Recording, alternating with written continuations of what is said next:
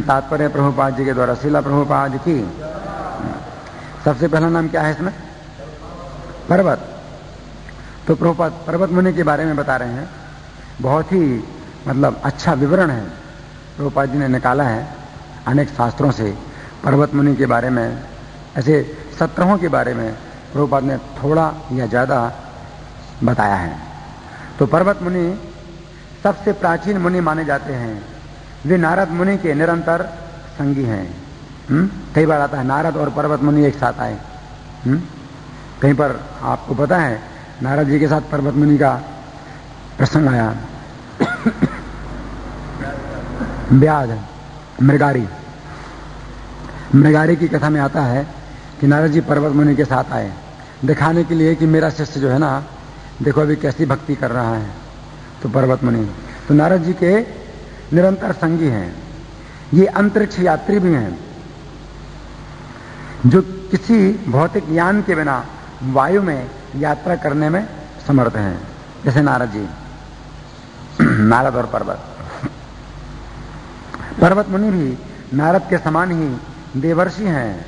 हाँ, देवर्षि पिछले श्लोक में था ब्रह्मर्षि, देवर्षि, राजर्षि। ये सब आए भीष्म जी के देह त्याग का दर्शन करने के लिए। तो देवर्षियों में पर्वत और नारद है ना। देवर्षि का मतलब क्या होता है? जो देवताओं में ऋषि हो, देवताओं के सुख भोगों को त्याग करके जो कृष्ण की भक्ति में जो लगे हैं, तो वो देवर्षि कहलाते हैं। देवर्षि की विशेषता एक और भी है कि अपनी इच्छा के अनुसार वो जहां चाहें आकाश में भी जा सकते हैं, कहीं भी जा सकते हैं, देवर्षि। तो पर्वत मुनि भी देवर्षि हैं नारद जी के समान। वे महाराज परीक्षित के पुत्र महाराज जन्मेजय के यज्ञ के समय नारद के साथ उपस्थित थे। किसके यज्ञ में? जन्मेजय के यज्ञ में। जन्मेजय किसके पुत्र हैं? परीक्षित के पुत्र हैं। और वो यज्ञ जो है ना, क्यों किया था जन्मेजय ने?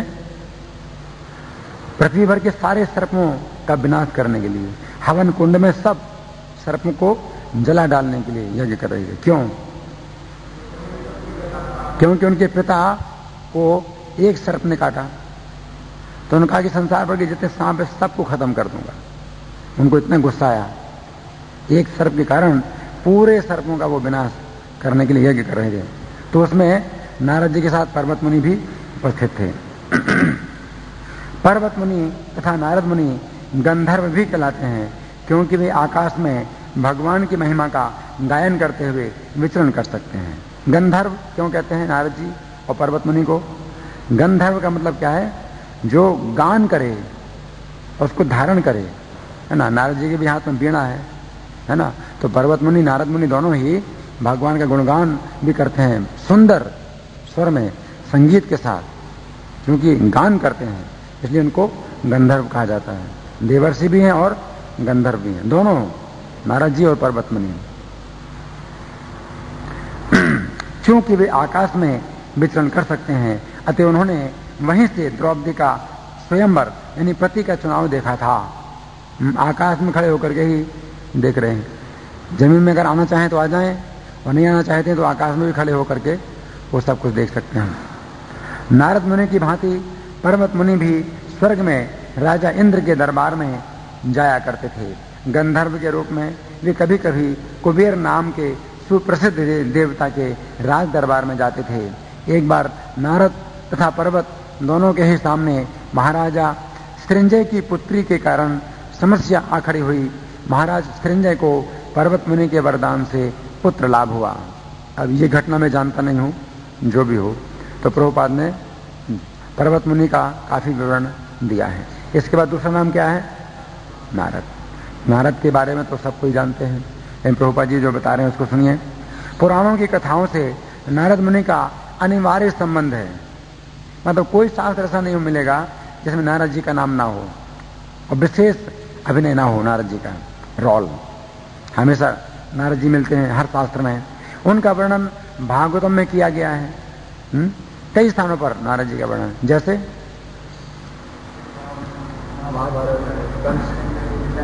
है कृष्ण लीला के अंदर, इन भागवत में शुरू में भी आया, व्यास जी को उन्होंने कहा श्रीमद् भागवत लिखने के लिए। अपने पूर्व जन्म में वे एक दासी के पुत्र थे, लेकिन शुद्ध भक्तों की संगति से उनमें भक्ति जगी और अगले जन्म में वे अद्वितीय सिद्ध व्यक्ति बने। महाभारत में उनका कई स्थानों पर उल्लेख हुआ है। ये प्रमुख देवर्षि हैं। गीता में भगवान कहते हैं देवर्षि नाम च नारद, देवर्षियों में नारद हूं, प्रमुख देवर्षि हैं। ये ब्रह्मा जी के पुत्र हैं और शिष्य हैं। ब्रह्मा जी से दो प्रकार का संबंध है इनका, पुत्र का भी संबंध है और शिष्य का भी संबंध है। ऐसा होता नहीं अक्सर, लेकिन इनका संबंध, और उन्हीं से ब्रह्मा के आगे की शिष्य परंपरा चलती है। ब्रह्मा जी के बाद जो शिष्य परंपरा है उसमें नारद जी आते हैं, और नारद जी के बाद व्यास जी आते हैं। इन्होंने प्रहलाद महाराज को दीक्षित किया, प्रहलाद महाराज को दीक्षित किया, ध्रुव महाराज को दीक्षित किया, और अनेक विख्यात भगवत भक्तों को दीक्षित किया है। जैसे प्रचेतागण, उनको भी उन्होंने शिक्षा दी नारद जी ने, है ना? है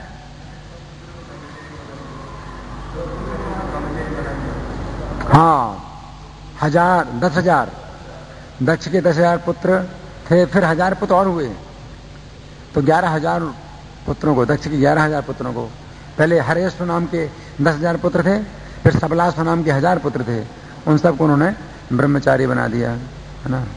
तो नारद जी ने बहुत लोगों को दीक्षा दी है।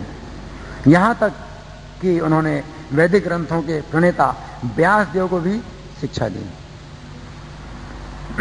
व्यास देव से ही मध्वाचार्य को दीक्षा मिली, और इस प्रकार मध्व संप्रदाय, जिसमें गौड़ीय संप्रदाय भी सम्मिलित है, सारे विश्व में फैल गया है। तभी नारद जी की ही शिष्य परंपरा में है तो भक्त लोग पूरे संसार में फैले हुए हैं। श्री चैतन्य महाप्रभु का संबंध इसी मध्व संप्रदाय से था। अतः ब्रह्मा जी, नारद, व्यास से लेकर मध्व, चैतन्य तथा षट गोस्वामी, ये सारे एक ही शिष्य परंपरा से संबंधित हैं। नारद जी ने अनादिकाल से अनेक राजाओं को दीक्षा दी। भागवत में हम उन्हें प्रहलाद महाराज को माता के गर्भ में उपदेश देते पाते हैं। उन्होंने कृष्ण के पिता वसुदेव को भी उपदेश दिया।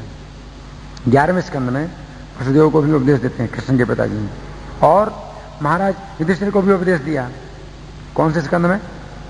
7वें स्कंद में। तो नारद जी की इतनी चर्चा प्रभुपाद कर रहे हैं। अब आगे कौन सा नाम है? धौम्य। धौम्य के बारे में प्रभुपाद लिखते हैं, ये एक ऋषि थे जिन्होंने उत्कोचक तीर्थ में कठिन तपस्या की। उन्होंने पांडव राजाओं का राज पुरोहित नियुक्त किया गया। पांडवों के राज पुरोहित थे धौम्य ऋषि। जिस समय 12 साल का वनवास हुआ था तो धौम्य ऋषि उनके साथ साथ चलते थे, और अग्नि साथ साथ रखते थे। पांडवों के कल्याण के लिए अग्नि में हवन करते रहते थे, पुरोहित थे। उन्होंने पांडवों के अनेक संस्कारों में पुरोहिती की, और द्रौपदी की सगाई के समय वे हर पांडव के साथ रहे। प्रत्येक पांडव के साथ द्रौपदी का विवाह भी धौम्य मुनि ने किया। वे पांडवों के वनवास के समय भी उपस्थित थे, और जब भी उन्हें कोई कठिनाई होती तो वे उन्हें उपदेश दिया करते थे। उन्होंने उपदेश दिया था कि किस प्रकार 1 वर्ष तक अज्ञातवास किया जाए। 12 साल तो वनवास था, उस समय तो उनके साथ रहे। अब 1 साल अज्ञातवास में तो उनको दूर होना था, छिप करके। 5 पांडव और 1 द्रौपदी, 6 लोगों को 1 साल तक छिप के रहना था। तो उन्होंने जो नीति बताई थी कि कैसे छिप करके रहना चाहिए, तो वो विस्तार से पांडवों ने सुनी और उसका कठोरता से पालन किया, और पांडवों ने उनके उपदेश का कठोरता से पालन किया था। कुरुक्षेत्र युद्ध के बाद जब सामान्य शव यात्रा संपन्न हुई, शव यात्रा समझते हैं, जब जलाने के लिए ले जाते हैं ना, तो बहुत से योद्धा थे जिनका शव निकाला गया, तो भी उनका नाम आता है। महाभारत के अनुशासन पर्व में 127वां अध्याय श्लोक संख्या 15-16 में उन्होंने महाराज युधिष्ठिर को लंबा सा उपदेश दिया है। वे गृहस्थों के वास्तविक पुरोहित थे, क्योंकि वे पांडवों को धर्म के सही मार्ग का निर्देश कर सके। पुरोहित का मतलब जानते क्या है? पुरोहित, हाँ, लेकिन शब्द कैसे बना पुरोहित? पुर का मतलब नगर, पुर का मतलब नगर, और हित माने हित, कल्याण, जो पूरे नगर का कल्याण करे या पूरे परिवार का कल्याण करे। पुर का मतलब परिवार या कुल, वंश, है ना, तो किसी वंश का पुरोहित होता है। तो ये जो ना पांडवों के पुरोहित थे, 5 पांडव और एक द्रौपदी, उनका और उनके परिवार और उनके राज्य का जो ना पूरा कल्याण जो करे वो पुरोहित कहलाता है। तो प्रभुपाद लिखते हैं ये गृहस्थों के वास्तविक पुरोहित थे क्योंकि ये पांडवों को धर्म के सही मार्ग का निर्देश कर सके। पुरोहित का कार्य गृहस्थ को आश्रम धर्म के सही मार्ग पर क्रमशः अग्रसर कराना है। कुल पुरोहित तथा गुरु में कोई विशेष अंतर नहीं होता। हाँ, कुल गुरु कहते हैं या कुल पुरोहित कहते हैं, दोनों। गुरु जो है शब्द बहुत व्यापक है। गुरु का अर्थ जो है मतलब पुरोहित भी होता है, दीक्षा गुरु भी होता है, शिक्षा गुरु भी होता है, चैत्य गुरु होता है, व्रत में प्रदर्शक गुरु होता है, और शिक्षा गुरु भी कई होते हैं। तो प्रभुपाद लिखते हैं ऋषि, मुनि, संत तथा ब्राह्मण ऐसे ही कार्यों के लिए हुआ करते थे। अच्छा, धौम्य के बाद बादरायण, भगवान बादरायण। तो भगवान क्यों कहा है? भगवान के सत्यावेश अवतार हैं या साहित्यिक अवतार हैं भगवान के। तो प्रभुपाद लिखते हैं बादरायण यानी व्यासदेव, इनके कई नाम हैं। कृष्ण भी इनको कहते हैं, कृष्ण द्वैपायन भी कहते हैं, द्वैपायन भी कहते हैं, सत्यवती सुत कहते हैं, पाराशर्य कहते हैं, और पराशरात्मज कहते हैं, और बादरायण कहते हैं, और वेद व्यास भी कहते हैं। इन सब नामों से ये विख्यात हैं। ठीक है। पाराशर्य क्यों कहते हैं? पराशर के पुत्र हैं, पराशर मुनि के पुत्र हैं। ये महान सेनापति पितामह भीष्मदेव के पिता महाराज शांतनु से अपनी माता सत्यवती के गर्भ से उनकी सगाई होने के पूर्व ही महामुनि पराशर द्वारा उत्पन्न हुए थे। तो व्यास जी भीष्मदेव के क्या लगे हैं? ठीक है, क्योंकि भीष्मदेव की माता गंगा है और पिता हैं शांतनु, और जो है शांतनु की दूसरी पत्नी सत्यवती है ना। तो गंगा की सौत, भीष्म की माता की सौत सत्यवती के पुत्र हैं व्यासदेव। इस प्रकार से भीष्म और व्यासदेव भाई भाई लगते हैं।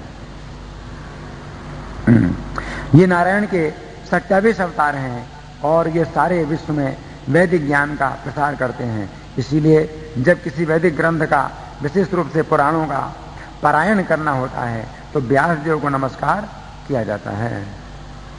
कैसे? नारायणम नमस्कृत्य नरं चैव नरोत्तमं देवीं सरस्वतीं व्यासं ततो जयमुदीरयेत्। सुखदेव गोस्वामी इनके पुत्र थे और वेदों की विभिन्न शाखाओं के लिए नियुक्त वैशंपायन जैसे ऋषि उनके शिष्य थे। ये महाकाव्य महाभारत तथा परम दिव्य ग्रंथ भागवत के लेखक हैं।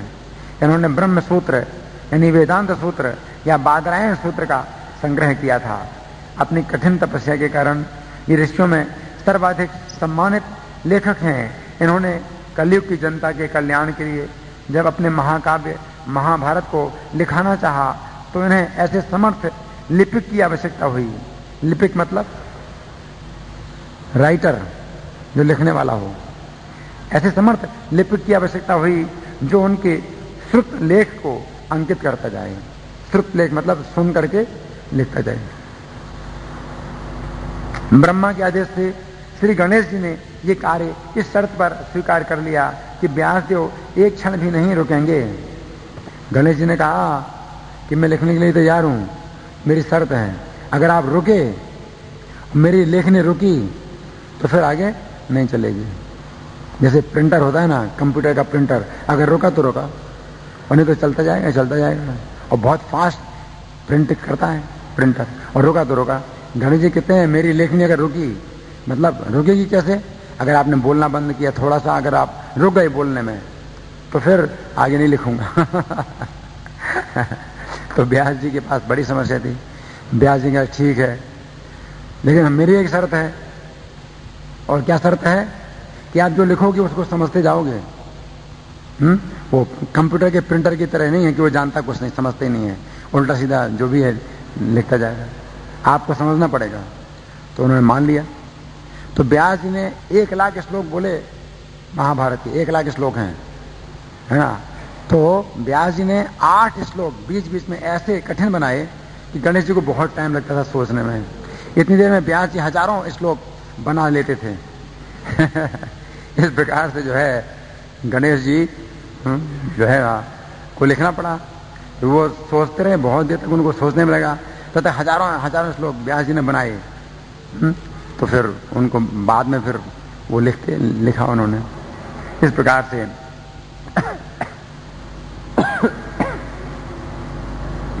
इस प्रकार महाभारत व्यास तथा गणेश के संयुक्त प्रयास से संग्रहित हुआ।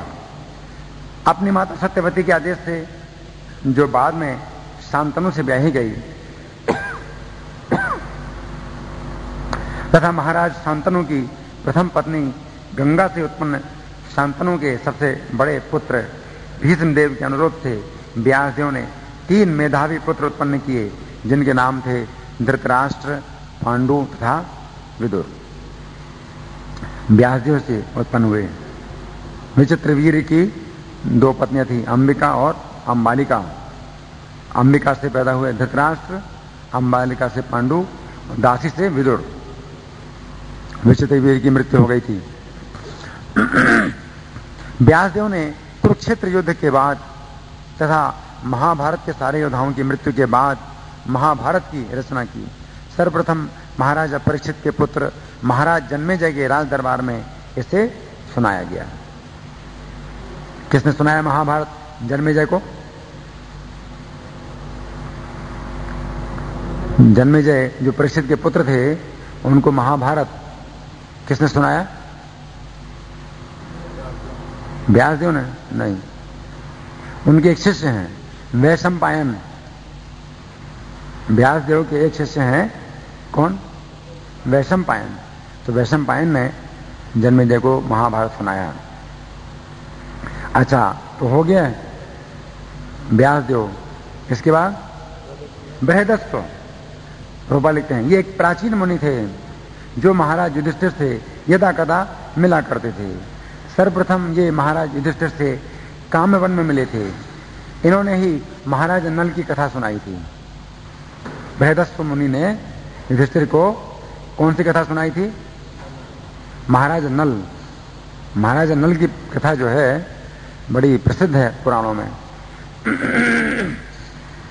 युधिष्ठिर महाराज ये विचार कर रहे थे कि मेरे जैसा दुखी तो इस संसार में कोई नहीं है। क्योंकि इनको एकदम राज्य से एकदम से निकाल दिया गया और इनकी पत्नी का अपमान किया गया, 12 साल का वनवास किया, 1 साल अज्ञातवास। तो महाराज नल ने भी इसी प्रकार का कष्ट भोगा। तो ये समझाने के लिए कि आप अकेले दुखी नहीं हैं इस संसार में, तो उन्होंने महाराज नल की कथा सुनाई। और नल की कथा का महात्म्य यह है कि कोई व्यक्ति अगर सुनता है महाराज नल की कथा तो उसके ऊपर कलयुग का प्रभाव नहीं पड़ता है। तो इन्होंने सुनाई। एक अन्य बृहदस्व भी थे जो एक इक्ष्वाकु वंश में उत्पन्न हुए थे। एक राजा भी हैं बृहदस्व, भगवान राम के वंश में, लेकिन वो राजा थे। लेकिन यहाँ पर भीष्म के पास जो आए हैं ये बृहदस्व नाम के मुनि हैं। इसके बाद क्या है नाम? भरद्वाज। ये महान सप्तर्षियों में से एक थे। भरद्वाज सप्तर्षियों में एक हैं। सप्तर्षियों के नाम जानते कौन कौन है? नहीं? हाँ, पहला क्या है? पहला क्रतु। क्रतु सबसे पहले हैं। ये क्रतु के असिस्टेंट है, इसलिए पहला क्रतु का नाम बताया। सप्तर्षियों में पहले क्रतु हैं, दूसरे पुलह, तीसरे पुलस्त्य, चौथे त्रित है, अत्रि, 5वें अंगिरा, 6वें वशिष्ठ और साथ में ऋषि। हाँ, ये तो है 7 ऋषि, लेकिन अन्य शास्त्रों में सप्तऋषियों के नाम ऐसे हैं जो कि ज्यादा मतलब बार उनका नाम आता है, वर्णन आता है। वो कौन कौन से हैं? वो श्लोक है कश्यपोत्री वशिष्ठश्च भरद्वाजोथ गौतमः जमदग्नि नहीं कश्यपोत्री वशिष्ठश्च विश्वामित्रोथ गौतमः जमदग्नि भरद्वाज एते सप्तर्षिया स्मृता। कश्यप, अत्रि, वशिष्ठ, भरद्वाज और गौतम, या विश्वामित्र और गौतम, जमदग्नि और भरद्वाज, ये सप्तऋषि। इनका नाम जो है ज्यादा शास्त्रों में आता है। सप्तऋषि हैं इस समय के। कौन कौन से? कश्यप, अत्रि, वशिष्ठ, विश्वामित्र, गौतम, जमदग्नि और भरद्वाज। तो कुछ तो कॉमन है और कुछ अलग हैं, है ना। तो इसमें भरद्वाज, प्रभुपाद लिखते हैं, ये महान सप्तर्षियों में से एक थे और अर्जुन के जन्मोत्सव के समय उपस्थित थे। अर्जुन का जन्म हुआ था वन में, पांडु महाराज जब थे वन में कुंती मातरी के साथ में। इस शक्तिशाली ऋषि ने कभी गंगा के तट पर कठिन तपस्या की थी और इनका आश्रम आज भी प्रयाग धाम में स्थित है। भरद्वाज आश्रम प्रयाग में। भरद्वाज आश्रम बहुत प्रसिद्ध है। भगवान राम भी वहां गए, भरद्वाज मुनि से मिले, और वशिष्ठ की सेना का भी भरद्वाज मुनि ने बड़ा सत्कार किया था अपनी सिद्धियों के द्वारा। सब प्रकार के जो है ना, मतलब व्यंजन तैयार कर दिए, महल तैयार कर दिए, सैया तैयार कर दी। वाल्मीकि रामायण में बहुत वर्णन है विस्तार से। भरद्वाज मुनि ने अपनी सिद्धि के द्वारा, तपस्या के द्वारा पूरी सेना का सम्मान किया था।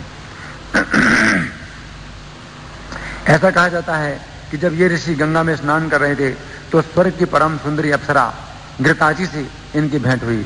इससे इनका वीर स्खलित हुआ, जिसे एक मिट्टी के बर्तन में रख दिया गया, जिससे द्रोण उत्पन्न हुए। द्रोण भरद्वाज के पुत्र हैं। इस तरह द्रोणाचार्य भरद्वाज मुनि के पुत्र थे। कुछ लोग द्रोण के पिता भरद्वाज को इन महर्षि भरद्वाज से भिन्न मानते हैं। ये ब्रह्मा के महान भक्त थे। ये एक बार द्रोणाचार्य के पास भी गए और उन्होंने उनसे कुरुक्षेत्र युद्ध बंद करने का आग्रह किया। द्रोण जो है जब युद्ध कर रहे हैं तो द्रोण को समाचार मिल गया था कि उनका पुत्र अश्वत्थामा मारा गया है। उसके बावजूद भी द्रोण जो है अपने दिव्य अस्त्रों के प्रयोग से पांडव सेना का विनाश कर रहे थे। तो भरद्वाज मुनि ने मतलब कहा, लेकिन पहले से ही वो शरीर छोड़ करके जा चुके थे। तो ये द्रोण के पिता हैं भरद्वाज। इसके बाद क्या है? परशुराम या रेणुका सूत्र। ये महर्षि जमदग्नि तथा श्रीमती रेणुका के पुत्र थे। ये रेणुका सूत्र भी कहलाते हैं। ये ईश्वर के शक्तिशाली अवतार थे, सत्यावेश अवतार। और उन्होंने क्षत्रिय वंश का 21 बार संहार किया था। क्यों किया था संहार क्षत्रिय वंश का 21 बार? कारण क्या है? क्षत्रिय वंश का 21 बार संहार किया, कुछ कारण तो होगा। इनके पिता जमदग्नि से सहस्त्रभाव अर्जुन का कुछ झगड़ा हुआ। झगड़ा तो इनके पिता ने कुछ नहीं किया था। सहस्त्रभाव अर्जुन जो है जबरदस्ती उनकी जो गाय थी, कामधेनु गाय, वो लेकर के चलता बना। उसको बहुत घमंड था कि ये ऋषि हमारा क्या कर लेंगे। और अपनी गाय के सहायता से इन्होंने सहस्त्रभाव अर्जुन की पूरी सेना का सत्कार किया था। गाय ने पैदा कर दिए थे सब प्रकार के भोजन, सैया, मकान वगैरह सब बना दिए थे। तो उसने सोचा कि अरे मैं राजा हूं, मेरे पास एक गाय होना चाहिए। तो ले लिया गाय। कोई चिंता नहीं कि ब्राह्मण है, तपस्वी हैं, इनसे प्रार्थना करें, इनसे अनुमति लें, नहीं। उसको अपनी शक्ति का घमंड था। तो परशुराम जी ने उसका वध किया और गाय को छीन लिया।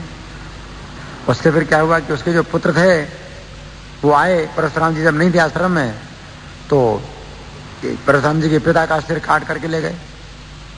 तब परशुराम जी ने विचार किया कि ये बहुत ही उद्दंड है, इनका वध होना चाहिए। तो फिर उनके जो सहस्त्रबाहु अर्जुन के हजारों पुत्र थे, उनके सिर काट काट करके पहाड़ बना दिया, उनके सिरों का पहाड़ बना दिया। बड़ा भयानक कार्य किया परशुराम जी ने। और अपने पिता का सिर ला करके और उनके शरीर से जोड़ दिया। तो जमदग्नि अभी भी जिंदा है और इस मनमंत्र के सप्त ऋषियों में से एक हैं जमदग्नि भी। तो यहां पर ऊपर लिखते हैं कि इन्होंने क्षत्रिय वंश का 21 बार संहार किया था। इन्होंने क्षत्रियों के खून से अपने पूर्वजों की आत्माओं को प्रसन्न किया। कुरुक्षेत्र में समंत पंचक जो तीर्थ है, वास्तव में वो क्या है? 5 खून के तालाब हैं। वो क्षत्रियों के खून से 5 तालाब भर दिए उन्होंने। इतना खून जो है ना उन्होंने गिराया क्षत्रियों का, 5 तालाब बनाए खून से। बाद में इन्होंने महेंद्र पर्वत पर घोर तपस्या की। इन्होंने संपूर्ण पृथ्वी को क्षत्रियों से छीनकर कश्यप मुनि को दान में दे दिया। परशुराम ने द्रोणाचार्य को धनुर्वेद की शिक्षा प्रदान की क्योंकि वे ब्राह्मण थे। हाँ, परशुराम जी ने फिर ये नियम बनाया था कि ब्राह्मण के अलावा क्षत्रियों को कभी भी शिक्षा नहीं देंगे धनुर्वेद की। और इसका कारण क्या था? क्योंकि भीष्म जी को शिक्षा दी थी और बाद में भीष्म जी ने उनसे ही लड़ाई लड़ी और उन्हीं को हरा दिया। तो उन्होंने कहा ये क्षत्रिय लोग जो है बड़े खराब होते हैं, ये शिक्षा ले लेते हैं फिर बाद में हरा देते हैं।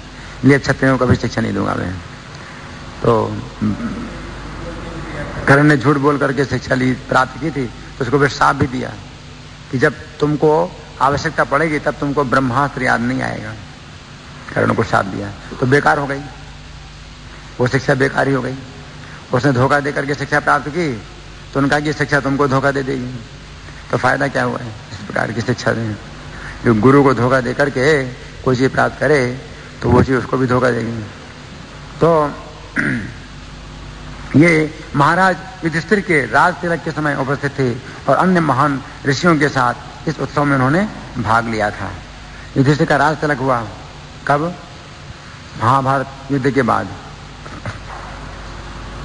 परशुराम की आयु इतनी अधिक थी कि ये विभिन्न युगों में राम तथा कृष्ण दोनों से मिले थे। इन्होंने राम से युद्ध किया था लेकिन कृष्ण को भगवान रूप में स्वीकार किया। युद्ध नहीं किया लेकिन चुनौती थी युद्ध में, युद्ध करने की। फिर बाद में राम ने अपना पराक्रम दिखलाया, तो फिर उन्होंने स्वीकार किया कि राम परमेश्वर हैं। जब इन्होंने अर्जुन को कृष्ण के साथ देखा तो उसकी प्रशंसा भी की थी। जब भीष्म ने विवाह की इच्छुक अम्बा से विवाह करने से इनकार कर दिया था तो अम्बा परशुराम से मिली थी और उसकी प्रार्थना पर उन्होंने भीष्म देव से उसे पत्नी रूप में स्वीकार करने के लिए कहा था। अपना गुरु होते हुए भी भीष्म देव ने उनकी बात नहीं मानी थी, अतः परशुराम ने उनसे युद्ध किया था। दोनों में घमासान युद्ध हुआ और अंत में परशुराम ने भीष्म को विश्व का सबसे बड़ा योद्धा होने का वरदान दिया था। परशुराम जी जब हार गए भीष्म से तो वरदान दिया कि तुम सबसे बड़े योद्धा हो इस संसार के। परशुराम जी के बाद कौन है? वशिष्ठ हैं। ये ब्राह्मणों में सबसे विख्यात ऋषि हैं और ब्रह्मर्षि वशिष्ठ देव कहलाते थे। ये रामायण और महाभारत दोनों ही कालों के विख्यात व्यक्ति हैं। इन्होंने भगवान श्री राम का राज तिलक संपन्न कराया था और ये कुरुक्षेत्र युद्ध में भी उपस्थित थे। ये समस्त उच्च लोकों तथा अधो लोकों में जा सकते थे और इनका नाम हिरण्यकशिपु के इतिहास के साथ भी जुड़ा हुआ है। हिरण्यकशिपु के इतिहास के साथ किसी को याद है क्या इनका नाम कहाँ जुड़ा है? हिरण्यकशिपु के इतिहास में मुझे तो नहीं याद आ रहा। और विश्वामित्र तथा इनके बीच में बहुत बैर था क्योंकि विश्वामित्र उनकी कामधेनु गाय लेना चाहते थे। जब वशिष्ठ मुनि ने देने से इनकार कर दिया तो उन्होंने इनके 100 पुत्रों को मार डाला। असली ब्राह्मण होने के नाते ये विश्वामित्र के सारे व्यंग सहते रहे। एक बार तो विश्वामित्र के प्रताड़नों से ऊबकर इन्होंने आत्महत्या भी करनी चाहिए किंतु ये ऐसा नहीं कर पाए। ये पर्वत से कूदे किंतु जिन पत्थरों पर गिरे वे रुई के ढेर बन गए। देखो इनकी कितनी तपस्या थी। आत्महत्या करना चाहते हैं तो नहीं कर पा रहे हैं। पहाड़ से गिरे जब तो जिन पत्थरों पर गिरे वो क्या हो गए? पत्थर रुई के ढेर बन गए। अब चोट कैसे लगे उनको? चोट ही नहीं लगी, खरोंच भी नहीं आई इनको। वो तो मरना चाहते हैं लेकिन उनको खरोंच भी नहीं आ रही है, चोट ही नहीं लग रही है। और जब सागर में कूदे तो लहरों ने उन्हें पुनः किनारे पर ला दिया। वो डूबना चाहते हैं लेकिन डूब नहीं पाते हैं। तपस्या कितनी ज्यादा इनकी। इस प्रकार इनके आत्महत्या के अनेक प्रयास विफल रहे। ये सप्तर्षियों में से एक हैं और सुप्रसिद्ध नक्षत्र अरुंधति के पति हैं। अरुंधति सप्तऋषियों में वशिष्ठ आते हैं और अरुंधति उनके साथ रहती हैं। बाकी किसी ऋषि की पत्नी साथ में नहीं रहती। सप्तऋषि के साथ में अरुंधति भी रहती हैं। तो 8 मतलब व्यक्ति हैं एक साथ रहते हैं। जो अरुंधति इतनी पवित्र है। इसके बाद क्या नाम लिखा है? इंद्रप्रमद। प्रभुपाद केवल ये लिखते हैं ये एक अन्य विख्यात ऋषि हैं। इंद्रप्रमद का नाम ज्यादा नहीं आता है तो प्रभुपाद ने बताया। इंद्रप्रमद के बाद त्रित। त्रित ये प्रजापति गौतम के 3 पुत्रों में से अंतिम पुत्र थे। इनके बड़े भाइयों के नाम एकत और द्युत थे। 3 भाई, एकत, द्युत और त्रित। अच्छा है, एकत माने 1 और द्युत माने 2 और त्रित माने 3। 1 2 3 ये नाम ही है। 3 भाइयों के नाम ही है 1 2 3, एकत, द्युत और त्रित। तो त्रित जो है ये सभी भाई महर्षि थे और धर्म के कट्टर पालक थे। कठोर तपस्या के बल पर ये ब्रह्मलोक को प्राप्त हुए थे। एक बार त्रित मुनि कुएं में भी गिर गए। ये अनेक यज्ञों के व्यवस्थापक थे और महर्षि के रूप में मृत्युशैया पर पड़े भीष्मदेव को अपना सम्मान प्रदर्शित करने आए थे। ये वरुण लोक के सप्तर्षियों में से थे। ये पाश्चात्य जगत के रहने वाले थे, अतः संभवतः ये यूरोपीय देशों के निवासी थे। उस समय सारा जगत एक ही वैदिक संस्कृति के अधीन था। त्रित मुनि का उल्लेख और भी आता है। हिरण्याक्ष का पुत्र था मंदगति। तो वो जो है हाथी की चाल के समान चल रहा था। रंगनाथ जी का दर्शन करके आ रहा था तो रास्ते में दर्शनार्थियों को अपने चाल से गिराता जा रहा था। ऐसे ऐसे चल रहा था। बहुत अपना बल दिखा रहा था। तो त्रित मुनि जो है बेचारे बूढ़े थे तो उनको भी धक्का देके गिरा दिया। धक्का देके गिरा दिया तो उन्होंने साथ दिया कि तू हाथी बन, तू हाथी बन। हाथी की चाल से चलता है ऐसे ऐसे, है ना, झूम झूम करके दूसरों को गिरा रहा है, तू हाथी बन जाए। तो वो कुबलिया पीठ हाथी बना। वो जानते हो कुबलिया पीठ हाथी किसका था? कंस का था। भगवान कृष्ण ने मारा था। तो ये मंदगति ये हिरण्याक्ष का पुत्र था। मंदगति तो त्रित मुनि का और भी कई जगह उल्लेख आता है। तो त्रित मुनि के बाद क्या है? गृत्समद। ये स्वर्ग के एक ऋषि थे। ये स्वर्ग के राजा इंद्र के घनिष्ठ मित्र थे और बृहस्पति के ही समान थे। जैसे बृहस्पति देवताओं के क्या हैं? गुरु हैं। तो ये भी बृहस्पति के समान इनका सम्मान होता है। ये महाराज युधिष्ठिर के दरबार में जाया करते थे और उस स्थान पर भी गए जहां भीष्मदेव ने अपना शरीर छोड़ा। कभी कभी ये महाराज युधिष्ठिर के समक्ष शिव जी का गुणानुवाद किया करते थे। ये वीत हव्य के पुत्र थे और इंद्र की आकृति से मिलते जुलते थे। इंद्र के चेहरे से मिलते जुलते थे। इंद्र का बेस तो दूसरा है, इनका बेस दूसरा है, लेकिन चेहरा एक जैसा है। एक बार इंद्र के शत्रुओं ने इन्हें इंद्र समझकर बंदी बना लिया था। ये सोच करके कि देखो डर करके ऋषि का रूप धारण कर लिया है, हम तो उसको छोड़ेंगे नहीं, बंदी बना लिया। इंद्र भी कई वेश धारण करता है ना। ये सोच करके कि हमको धोखा देने के लिए ऋषि मुनि का वेश धारण किए हैं, तो इनको इंद्र समझ करके बंदी बना लिया। बाद में पता चला कि नहीं ये तो इंद्र नहीं है, तो फिर छोड़ा। ये ऋग्वेद के विद्वान थे और ब्राह्मणों द्वारा आदरित थे। इन्होंने ब्रह्मचर्य जीवन बिताया और सभी प्रकार से शक्तिशाली थे। गृत्समद के बाद नहीं, असित। असित है ना। असित नाम का राजा भी हुआ है, लेकिन यहां पर असित का नाम असित देवल ऋषि के लिए प्रयुक्त है, जो अपने समय के शक्तिशाली ऋषि थे। असित मुनि का नाम गीता में आया है। असितो देवलो व्यासः स्वयं चैव ब्रवीष में। असित, देवल, व्यास, ये सब आपको बताते हैं कि आप भगवान हो। असित नाम जो है, इन्होंने महाभारत के 15 लाख श्लोकों की व्याख्या अपने पिता को सुनाई थी। सोचो, 15 लाख श्लोकों की व्याख्या महाभारत की। जो महाभारत व्यास जी ने लिखा है वो कितने श्लोकों का है? 1 लाख श्लोकों का है। इतना बड़ा है कि कोई पढ़ नहीं पाता है महाभारत। 1 लाख श्लोकों का, भागवत से 6 गुना बड़ा है महाभारत। भागवत के 18,000 श्लोक हैं, है ना। महाभारत 1 लाख श्लोकों का, लेकिन उन्होंने 15 लाख श्लोक सुनाए अपने पिता को महाभारत के।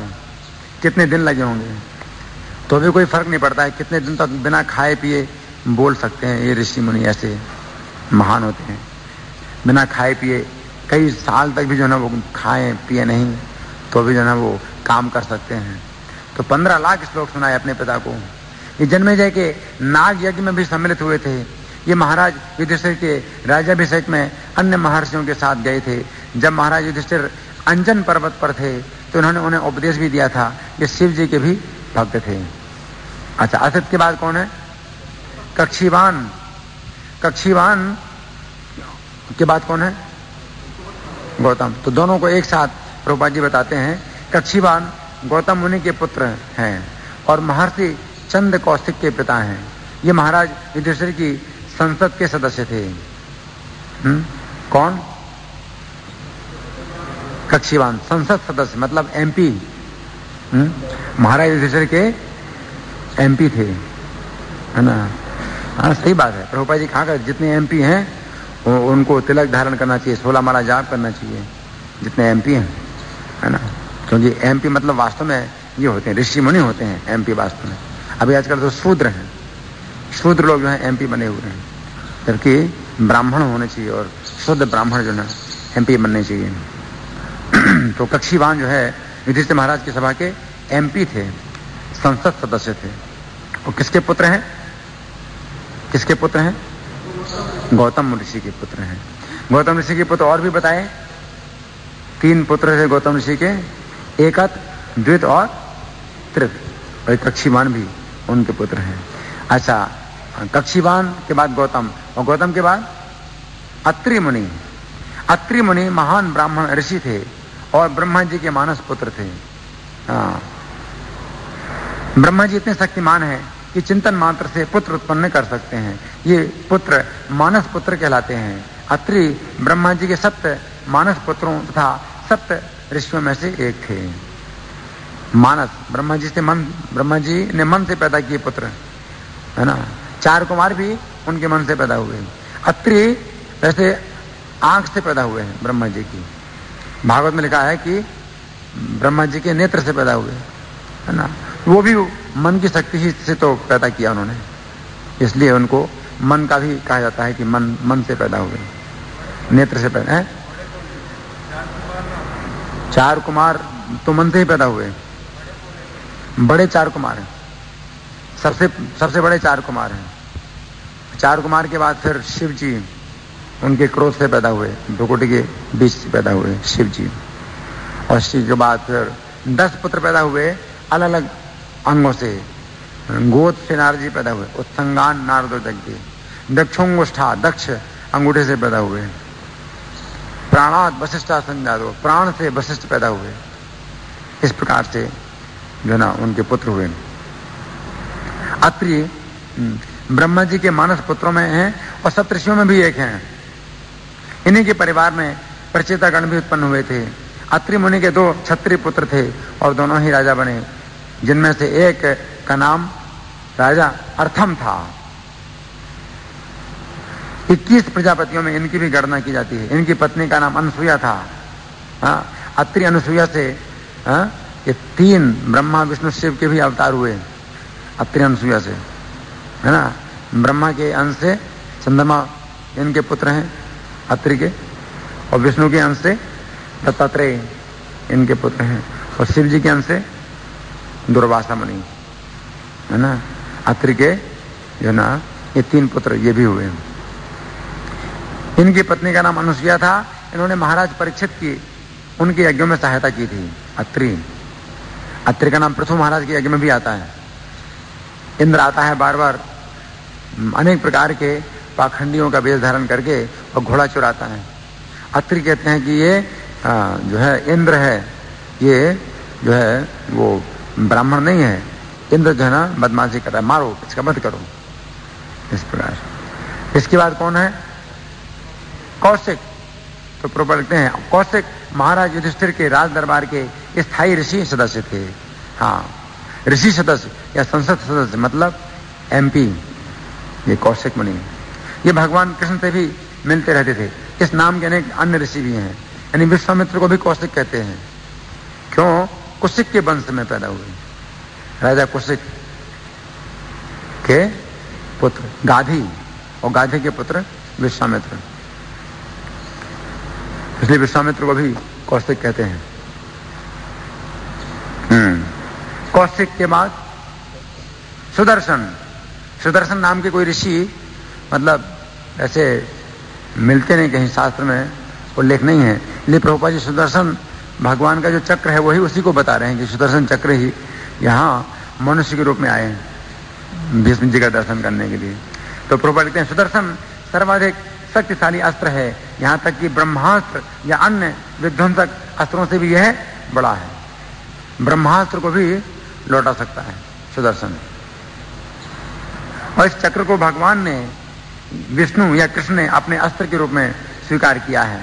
किन्हीं किन्हीं वैदिक ग्रंथों में कहा गया है कि अग्निदेव ने यह अस्त्र श्री कृष्ण को प्रदान किया था, लेकिन सच्चाई तो यह है कि भगवान इस अस्त्र को सदैव धारण किए रहते हैं। अग्निदेव ने यह अस्त्र श्री कृष्ण को उसी प्रकार समर्पित किया जिस प्रकार महाराज रुक्म ने उन्हें अपनी पुत्री रुक्मिणी प्रदान की थी। रुक्मिणी के पिता हैं भीष्मक, या कहीं रुक्म भी कहा गया है, रुक्म की पुत्री है रुक्मिणी। तो रुक्मिणी प्रदान की, लेकिन रुक्मिणी कौन है? भगवान की नित्य सहचरी है, लक्ष्मी है ना। तो जैसे लक्ष्मी ने अवतार लिया तो राजा भीष्मक की पुत्री बनी और भीष्मक ने फिर कृष्ण को प्रदान की। लेकिन लक्ष्मी है जो रुक्मिणी है वो तो हमेशा कृष्ण की ना अंतरंगा शक्ति है। तो उसी प्रकार से सुदर्शन चक्र भी अग्निदेव ने भगवान कृष्ण को प्रदान किया, तो वो तो लीला है। चक्र तो हमेशा भगवान के पास रहता है, वैकुंठ में हमेशा रहता है, अनादिकाल से रहता है। भगवान भक्तों की ऐसी भेंटें स्वीकार कर दे रहते हैं, यद्यपि ये उन्हीं की ही स्थायी संपत्ति है। महाभारत के आदि पर्व में इस सुदर्शन का विस्तृत वर्णन प्राप्त है। भगवान कृष्ण ने इसका उपयोग अपने प्रतिद्वंदी शिशुपाल के वध के लिए किया था। शिशुपाल आया था कृष्ण के सामने तो अपने चक्र से ही उसका सिर काटा था शिशुपाल का भगवान ने, और इसी के द्वारा साल्व का भी वध किया। और एक बार उन्होंने चाहा था कि अर्जुन अपने शत्रुओं का संहार करने के लिए इस चक्र का प्रयोग करें। महाभारत विराट पर्व 56:3। इस प्रकार के जो है ना ये 17 जो नाम इसमें आए हैं, प्रभुपाद ने एक एक नाम के बारे में मतलब काफी विवरण दिया है। तो अब समय थोड़ा है, हम चाहेंगे आप लोग कुछ प्रश्न करें या कुछ चर्चा कर सकते हैं। हाँ,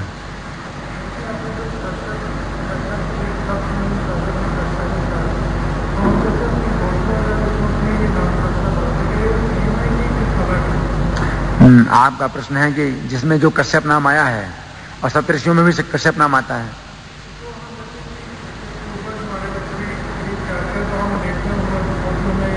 कश्यप गोत्र, हाँ वही है, कश्यप वही है। कश्यप जो है मरीचि के पुत्र हैं और मरीचि ब्रह्मा के मन से पैदा हुए हैं। मरीचिर मनसो भवत, मरीचि ब्रह्मा के मानस पुत्र हैं, मन से पैदा हुए, और मरीचि के पुत्र हैं कश्यप। ठीक है, और कश्यप की 17 पत्नियां हैं। दक्ष की 60 कन्याओं में से 17 कश्यप जी की पत्नियां बनी। ठीक है ना, कश्यप जी ही देवताओं के भी पिता हैं, असुरों के भी पिता हैं, दैत्यों के पिता हैं, दानवों के पिता हैं, और पशु पक्षी भी जो ना सब उनकी ही अनेक पत्नियों ने अनेक प्रकार की सृष्टि पैदा की है, जिसमें सब प्रकार की सृष्टि ये भरी है, संसार भरा है कश्यप जी की पत्नियों से ही। उसमें जलचर और जो पानी के जो हैं जंतु हैं, और नभचर जो पक्षी हैं, कीड़े मकोड़े हैं, सब उनकी पत्नियों से ही पैदा हुए हैं सब। आपका प्रश्न है?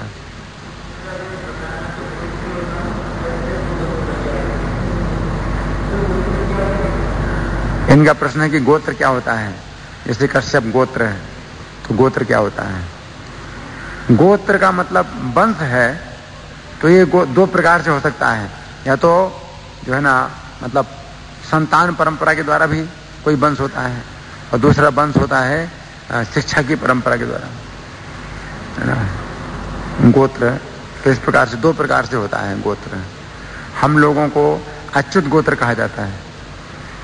हम लोग इस्कॉन के जो भक्त हैं अच्युत गोत्र वाले हैं, ठीक है, अच्युत गोत्र। आपका प्रश्न क्या? नहीं नहीं नहीं, अरे रे, वो मारीच राक्षस है, वो मारीच राक्षस है। और ये मरीची ये ऋषि हैं, महान ऋषि हैं। ब्रह्मा जी के पुत्र जो मरीची हैं, ये मरीची हैं। और कश्यप जी को भी मारीच कहा जाता है, तो मरीची के पुत्र इसलिए मारीच कहा जाता है। लेकिन वो राक्षस था मारीच, जो रावण की सहायता करता है, वो राक्षस था, असुर है वो, जो सोने का मृग बना, तो वो नहीं है मारीच। हाँ,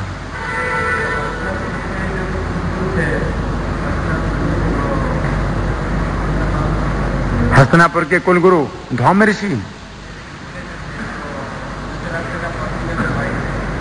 धृतराष्ट्र की पत्नी के भाई शकुनी,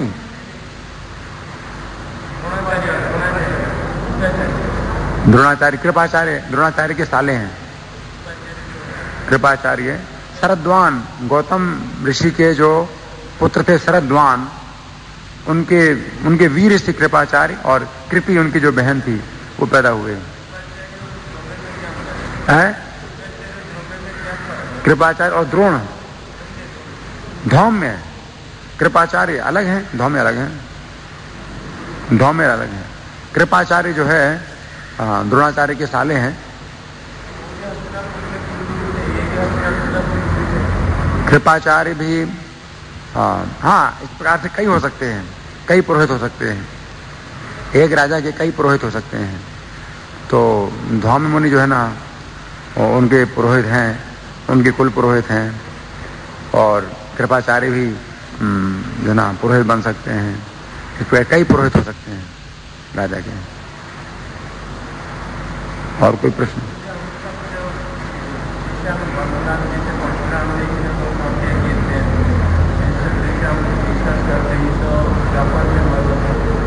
न सुने परशुराम जी।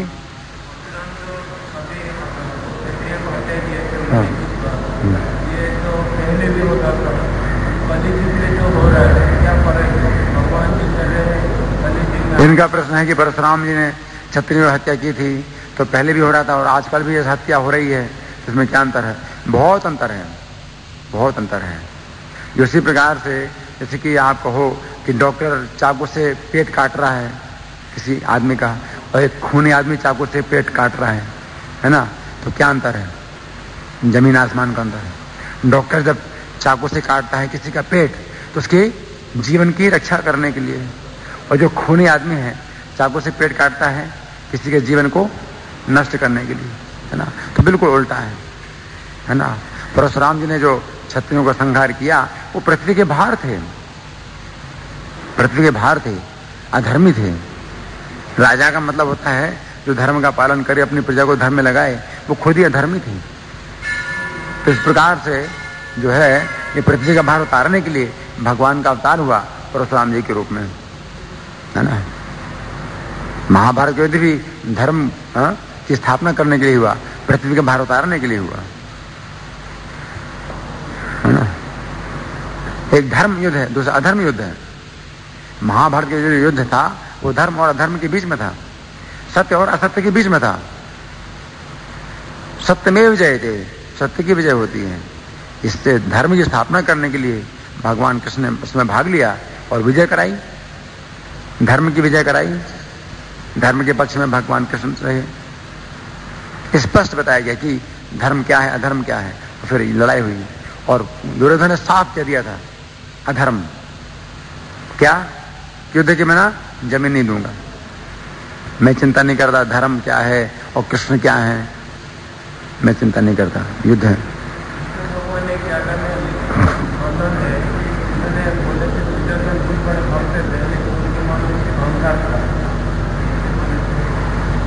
तो इनका प्रश्न है कि दुर्योधन के बारे में कहा कि बहुत बड़े भक्त थे, उनके मन में अहंकार था, तो फिर भक्त हो नहीं सकता कोई व्यक्ति। जब तक अहंकार हो तब तक कोई भक्त नहीं बन सकता। ईश्वर से अभिमान द्वेषत्वात् दैन्य प्रियत्वाच्च, ईश्वर को दीनता प्रिय है और अभिमान से नफरत है। यदि कोई व्यक्ति अपने को बड़ा भक्त कह सकता है, मैं बहुत बड़ा भक्त हूं, है ना, तो भगवान क्या कहते हैं, ये मेरे भक्त जना पार न ते मेरे भक्त जना मता। जो मेरे भक्त हैं वो मेरे भक्त नहीं है। मतलब अपने को भक्त समझते हैं, ये भगवान नहीं समझते, तो क्या फायदा। आप अपने को भक्त समझते हैं, मैं बहुत बड़ा भक्त हूँ, खूब बढ़िया तिलक लगा लिया, कंठी मारा, ये मैं बहुत बड़ा भक्त हूँ, मैं बहुत बड़ा भक्त हूँ, मैं भगवान नहीं समझते भक्त, तो क्या फायदा। मत भक्ता नाम से भक्ता से मेरे भक्त तमामता। जो मेरे भक्तों के भक्त हैं वो मेरे सबसे बड़े भक्त हैं। तो वो ज्यादा अच्छा है कि आप अपने को भक्त ना समझो और भगवान आपको भक्त समझे, वो ज्यादा अच्छा है ना। तो प्रभुपाद जी अपने को भक्त नहीं समझते थे, वो कहते मैं तो भक्तों का सेवक हूं, है कि नहीं, कृष्ण के सेवक का सेवक हूं। कृष्ण का सेवक बनना भी आसान नहीं है, मैं तो बनने का प्रयास कर रहा हूं। तो कृष्ण अपना सेवक समझे हैं आपको, और आप अपने को सेवक बनने योग्य ना समझो, वो ज्यादा अच्छा है। क्या अपने को योग्य सेवक समझो, मैं कितना अच्छा सेवक हूं कृष्ण का, और कृष्ण समझते हैं बेकार आदमी, ये क्या मेरी सेवा करता है, ये मेरी सेवा नहीं कर रहा है ना। तो वो जो है ना ठीक नहीं है ना। तो आपके अंदर भक्ति नहीं है, आप अपने को समझते हैं हम बहुत बड़े भक्त हैं। फूल चढ़ाते हो तो भगवान मानते हैं, अब भगवान मना तो नहीं करते, आप फूल चढ़ाओगे तो मना तो नहीं करेंगे, लेकिन भगवान क्या मानते हो, आप अंगारे चढ़ा रहे हो। अंगारे होते हैं ना, फूल की तरह अंगारे भी होते हैं, अंगारे चढ़ा रहे हो, फूल थोड़ी चढ़ा रहे हो, लेकिन या पत्थर फेंक रहे हो, फूल फेंके, पत्थर फेंक रहे हो, तो पत्थर है, फूल नहीं, पत्थर है ना। इस तरह से भगवान जो है सेवा नहीं स्वीकार करते हैं। कोई व्यक्ति अगर अभिमान होता है तो इसलिए भगवान ने ये भजन दी तो माम भक्त्या मैं तेसु चाहते हैं, जो भक्ति से मेरा भजन करे वो, उसके लिए भगवान उसका पक्ष लेते हैं। और भक्ति का मतलब दीनता, भगवान को दीनता प्यारी है ना। मैं किसी लायक नहीं हूं, है ना। इस प्रकार से कुंती माता ने प्रार्थना की विपत्तियां आए इसीलिए कि दीनता आएगी, नहीं तो अभिमान पैदा हो जाता है अपने जन्म का, ऐश्वर्य का, श्रुत और स्त्री, सुंदरता का, शिक्षा का, और अपने कुल परिवार का और धन का अभिमान पैदा हो जाता है। विपत्तियां आए तो हमारे अंदर विनम्रता आएगी, दीनता आएगी, तो फिर भगवान जो है को वो देख सकता है। तो आम किंचन गोचरम, हो जाने के बाद भगवान उनको राज्य से देके उन्होंने राज्य का संभालने के लिए सबको वापिस करने के लिए राज्य से देके दुर्योधन को इतना सब होने के बावजूद भी, हाँ, तो राष्ट्र यज्ञ में पांडवों ने बुलाया था और सबको सम्मानित किया। तो ये भक्तों का जो है चरित्र बताया गया है कि जो भक्त हैं वो जो है मतलब सबको मौका देते हैं भगवान की भक्ति करने का, सेवा करने का, है ना। इसी प्रकार से जो है ना यहाँ पर भी आपको अवसर दिया जाता है भक्ति करने का, है ना, लेकिन फिर उसका दुरुपयोग करें और अपराध करें भक्तों का, है ना, फिर वो जो है ना भक्ति मिट गई, फिर सब भक्ति मिट जाती है। हाथी मत अपराध, मत हाथी नहीं, जैसे मतवाला हाथी होता है, जो वैष्णव अपराध है तो वो मतवाले हाथी के समान है। मतवाला हाथी अगर घुस जाए आपके बगीचे में तो जो लता है उसको जड़ से उखाड़ देगा वो। तो भक्ति की लता बड़ी कोमल है, और जो वैष्णव अपराध है वो मतवाले हाथी के समान है, वो नहीं रोक सकता है, वो जड़ से उखाड़ देगा भक्ति की लता को, खत्म कर देगा। मूल जिसको कि आपने सींचा, कई सालों से सींचा है, श्रवण कीर्तन के जल से सींचते इतना बड़ा किया, और एक सेकंड में वो उखाड़ देगा। वैष्णव अपराध इतना खतरनाक होता है। 1 साल तक, 10 साल तक आपने सींचा भक्ति लता को और वो जड़ से उखाड़ देता है वैष्णव अपराध करने से, है ना। इसलिए बहुत सावधान रहना चाहिए, भक्ति की लता की सुरक्षा करो, वैष्णव अपराध ना हो। और वैष्णव की संगति में फिर जो है आपको बहुत सावधान रहना चाहिए कि वैष्णव अपराध ना हो। है ना। धन्यवाद। ग्रंथराज श्रीमद् भागवतम की, जगत गुरु शिला प्रभुपाद की।